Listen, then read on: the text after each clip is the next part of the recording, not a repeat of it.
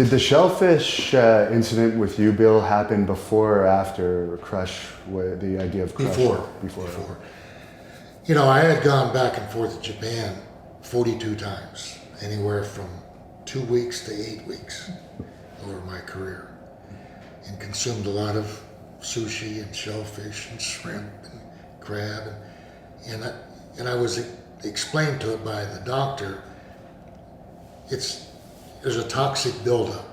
There's so much iodine that has a shelf life in your system, and after a while, it gets to build up where it's a level, and one more piece of shrimp put me over the edge.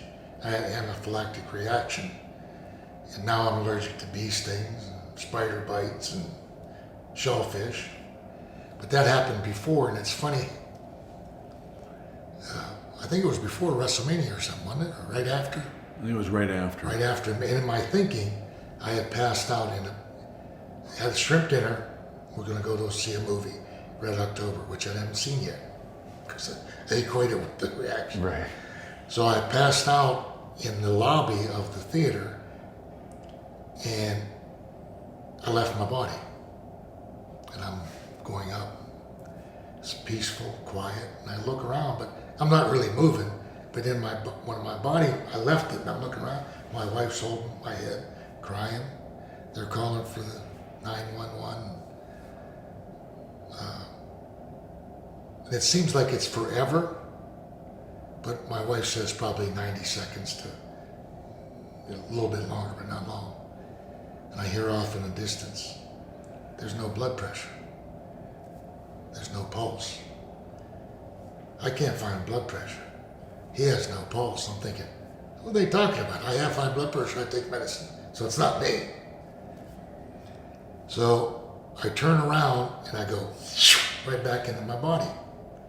And I felt like I was moving, but my wife said I didn't move. And I looked over in this state, and they had me hooked up to a machine, and 2 lines are flat. So I'm thinking, and it probably was right after WrestleMania, because I said, well, I better call Vince. I'm not going to make WrestleMania. And at that time, I said, well, I got insurance, the house is paid for, cars are paid for, the girls and my wife would be paid for. And then I looked over, and one guy said, I got a pulse, faint. The other one says, I got a blood pressure, but it's 25/15. And I thought, this guy's dead. It was me, but I'm thinking, it's not me. And then I looked over again, and those 2 lines were still flat. All of a sudden went beep, beep. And he says, this guy's back. So they rushed me into the ambulance had come by that time.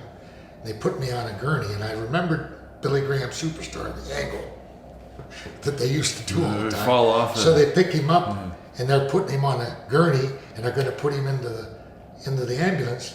But I'm thinking, they're going to drop me. It's part of the angle. So all these weird things are going through my mind. But yeah, that was after. And then I was in a hospital for about a week. Just one further question about your out-of-body experience. When you were sucked back in, did it feel like a dream? Like, you know, those times when you're like... Well, you remember those things you used to look through, kaleidoscopes? Yes. And you turn it to the light, and it'd be all kind of stars and different designs and pretty colors. And I heard the sound. Went right back in. I didn't realize that I had left my body because I thought I was there all the time. But I was moving. I saw twinkling stars, lights, nothing scary. And then I made the turn around and came right back down. So did that incident make you more comfortable that something happens after death? Your spirit. Yeah, it made me, because you know what, here's not following up on it, it did. It made it, the only thing I had a little anxiety about is there was things I hadn't done. I keep telling Barry I've got a bucket list, things I want to do before I die. But I'm not afraid of dying. I don't want to die. I want to watch my grandsons and my family and all this. But if I do, I'm not afraid to die. It made me appreciate things that I had that we were working for that I didn't appreciate because I was too busy working. You know, you're so busy, you're chopping the woods in the forest, You don't realize you got a beautiful home, you got a fantastic wife and family, but we took that for granted. And yeah, it did make me appreciate it a lot better. Then I was in the hospital for a week, went through all these weird tests, and was at Emory University, which is a teaching hospital. And the guy that developed the technique to go into your thigh, goes up into your heart, and he said, "Now, Bill," he says, "I'm going to shock you. You're going to die 4 times." Goes in one chamber, bzz, and they have you already zapped up. You have to sign your life away that you're not going to sue them. They prepped you with a movie the night before.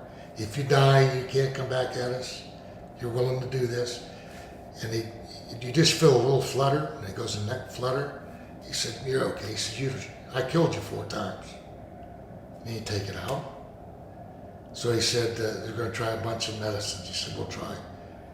The last thing would be a pacemaker." And he said, "I don't know if you want to wrestle with a pacemaker." But he said, "What you have is a short circuit. Your synapse, the electrical charge is not going straight, it's arcing." So he gave me a medicine. Half hour later, boom. He said, "You're okay." Oh, wow. So then I went back to Boston. These guys were working in Boston. I'm sitting on the plane. Older gentleman sitting beside me, and I'm reading this book because the doctor says, "I want you to get this book, Life After Life." I said, "Well, okay." I went to the bookstore and went to Barnes & Noble and bought Life After Life. It's written by Elizabeth Eadie. Same as my last name. Same spelling. It talks about all these instances of out-of-body experiences. Some are peaceful, some scary. People, she would interview them. So I'm reading the book, and I closed the book up as we land.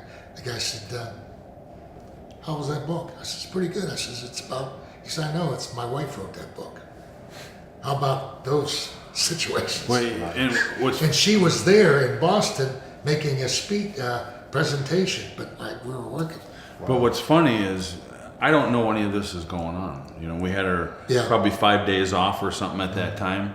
So, you know, we're on the road for months and days, and you know, when we go home, we don't call each other because you know, it's family time. So I don't even know any of this is going on. Then about 4 or 5 days later, Bill calls me up and he says, "Yeah, Barry," he says, "I had an allergic reaction to shrimp," you know, and I'm thinking, "Oh, you know, doesn't sound like too big of a deal." You know, he goes, "Yeah, I was in the hospital. It was no big deal." So I don't even know any of this is going on at the time. He doesn't tell anybody. And then the next thing I know, we get on the road, and then I find out how serious it is.